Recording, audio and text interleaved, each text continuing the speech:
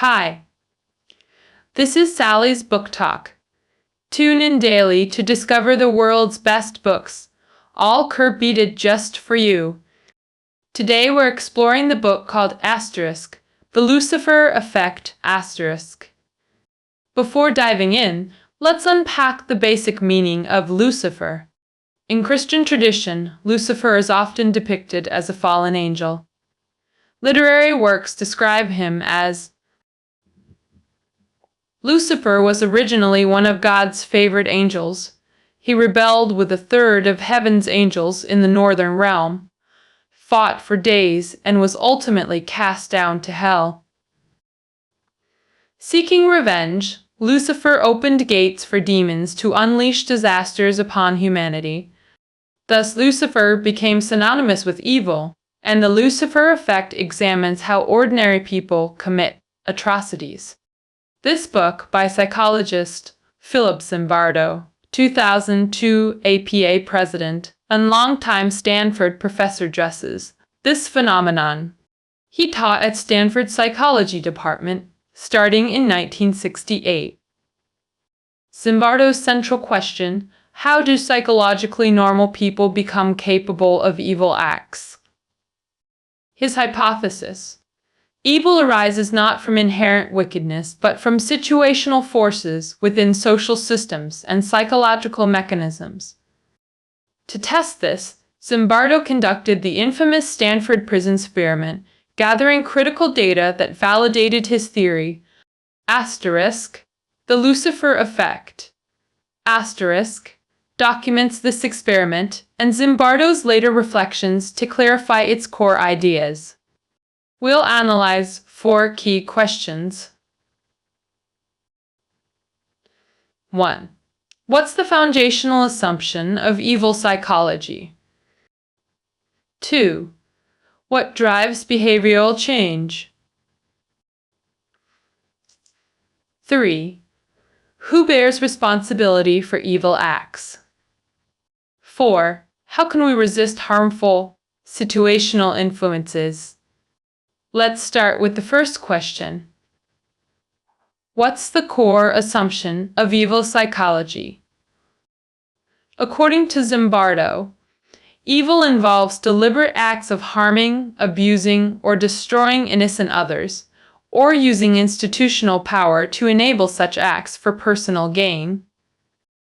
In other words, evil is willful wrongdoing. Is evil inherent or acquired?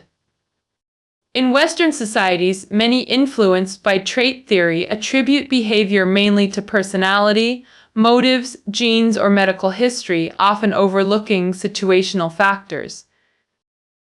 But this theory struggles to explain genocides like the Rwanden genocide, Nanjing massacre, or Nazi atrocities against Jews and Poles, or the 2003 Abu Ghraib prison abuse scandal.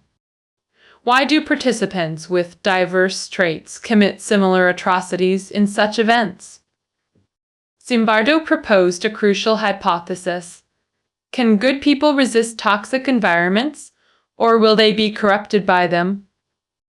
This forms evil psychology's foundational assumption. Evil psychology posits that everyone harbors both heroic and monstrous potentials. You could become a hero or a monster. When placed in toxic situations, people often succumb to environmental pressures, unleashing their darker sides. To test this, Zimbardo conducted the 1971 Stanford Prison Experiment. He recruited 24 mentally stable college students, randomly assigning them as guards or prisoners with warnings about potential rights violations. California police conducted mock arrests for realism. Prisoners wore degrading uniforms with ID numbers, shackles and paper bags over their heads. Guards wore authoritative uniforms with batons and mirrored sunglasses to enhance power dynamics. Moreover, they were granted all the authority of real prison guards. Upon entry, prisoners underwent formal strip searches, by guards following standard procedures. Prisoners were subjected to regimented roll calls in windowless cells, without clocks, disorienting their sense of time. This hyperrealistic environment aimed to immerse participants in their assigned roles rapidly. The experiment quickly escalated with unexpected developments. Guards rapidly embraced their roles, exercising authority through humiliation and abuse. Some prisoners rebelled by tearing off ID numbers, barricading cells, and mocking guards. With Zimbardo's approval, guards enforced humiliating punishments, nudity confinement, bedding confiscation, food denial, forced toilet scrubbing, and sleep deprivation. Midnight head counts became psychological warfare tactics. Psychological manipulation included privileging compliant prisoners with better conditions. Multiple student prisoners withdrew due to psychological distress during the experiment. The experiment was prematurely terminated due to uncontrollable factors, with Zimbardo covertly documenting behaviors. Zimbardo observed with astonishment how normally adjusted students fully inhabited their roles. Guard participants exhibited unprecedented cruelty through verbal abuse and physical aggression. Prisoner participants developed submissive behaviors and emotional detachment under environmental pressures. This confirms evil psychology's core premise. Situational forces activate latent human malevolence into concrete actions. Thus, understanding evil requires examining situational contexts rather than fixating on individual moral failings. Even broader macro-environmental factors. How exactly do situations alter human behavior? This leads us to our second key question today. Zimbardo admitted he initially doubted extreme behaviors would emerge in the simulated prison. All volunteers had passed psychological screenings confirming their mental stability. Yet guards employed every permissible method to torment prisoners, sometimes exceeding authorized limits with unanimous compliance. Strangely, prisoners never achieved unified resistance or submission. Why? Zimbardo suggests dominant groups bond through collective action, 7 unethical ones, while oppressed individuals struggle to unite without immediate rewards. The Stanford experiment reveals situational control through psychological mechanisms called moral disengagement. Guards rationalized abuse using institutional mandates and diffused responsibility. They dissociated personal actions from consequences. Negative outcomes were either minimized or blamed entirely on prisoners. Victims were deemed deserving of their suffering. These cognitive distortions formed the moral disengagement framework. This mechanism alleviated guards' cognitive dissonance, legitimizing their cruelty. Uniforms and mirrored sunglasses deindividuated participants, amplifying situational power. The guards' collective indifference during the experiment can be explained through social psychology's conformity theory. Group pressure created uniform attitudes despite individual moral reservations. This unopposed consensus enabled systematic prisoner abuse without internal resistance. Group dynamics inevitably create desires for social acceptance and expose individuals to collective pressures. Diffused responsibility in group actions foster short-sighted compliance, magnifying reckless behaviors. These socio-psychological processes ultimately enable situational transformation of human behavior, pushing ordinary people toward moral corruption and evil acts. If situations dictate behavior, who bears responsibility for evil? Zimbardo applied his Stanford findings to analyze the 2003 Abu Ghraib prison abuses in Iraq. Multiple investigations proved responsibility extended beyond perpetrators to military leadership hierarchies. Abu Ghraib's dilapidated facilities, untrained staff, broken protocols, and lax oversight created toxicity, enabling atrocities. These systemic failures implicated U.S. military institutions, not just individual abusers. Every administrative level shared culpability. Zimbardo argued accountability should reach top Iraq commanders, defense secretary, and CIA director. Ultimately, the president and vice president bore ultimate responsibility as military leaders-in-chief.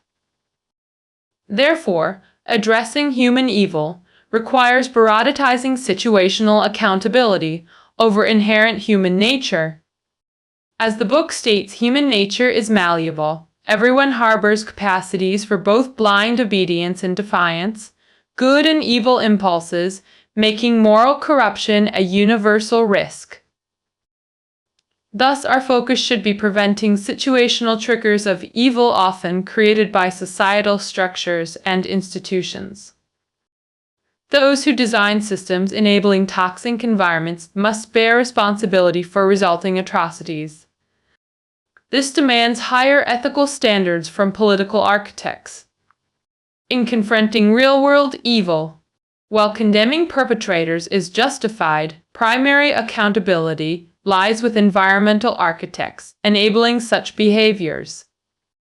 Without these engineered contexts, ordinary people would neither commit atrocities nor transform into monsters. System designers, therefore, bear ultimate responsibility. Most individuals lack power to reshape systems or environments directly. Our primary defense lies in resisting toxic situational influences. How can this be achieved? This brings us to our final question. Zimbardo outlines 10 steps for resisting harmful influences. Summarized as, I will acknowledge mistakes, stay vigilant, and take responsibility. I will maintain my individuality. I will respect just authority while resisting oppression, valuing both belonging and autonomy. I will scrutinize institutional narratives. I will balance temporal perspectives, never trading freedom for false security, opposing unjust systems. These principles form psychological armor against situational corruption. Through relentless self-awareness and environmental vigilance, such reminders help us recognize situational triggers of evil through psychological mechanisms, maintaining vigilance against harmful influences. Zimbardo also notes that celebrating heroes helps resist toxic situational pressures. Heroic acts typically share 4 traits: voluntary action, risk-taking, service to others, and no expectation of reward. Example: U.S. soldier Hugh Thompson Jr. risked court-martial to stop the My Lai massacre during Vietnam, suffering lifelong consequences. His heroism was only officially acknowledged 3 decades later. By embodying such heroic qualities, ordinary people gain resilience against situational corruption. Core conclusions.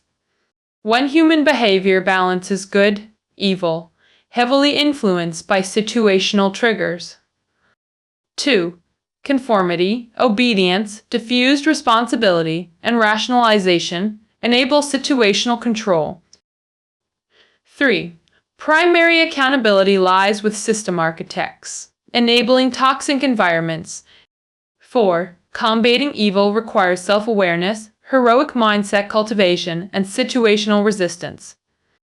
Real-world parallels, emotional outbursts at reunions, group jaywalking, KTV behavior shifts, school bullying all demand, situational analysis over moral judgment. Situational forces often override personal traits in dictating actions. Applying social psychology illuminates daily phenomena asterisk, the Lucifer Effect asterisk, greatest lesson. That concludes our exploration of this book. Find keynotes below the audio. See you tomorrow.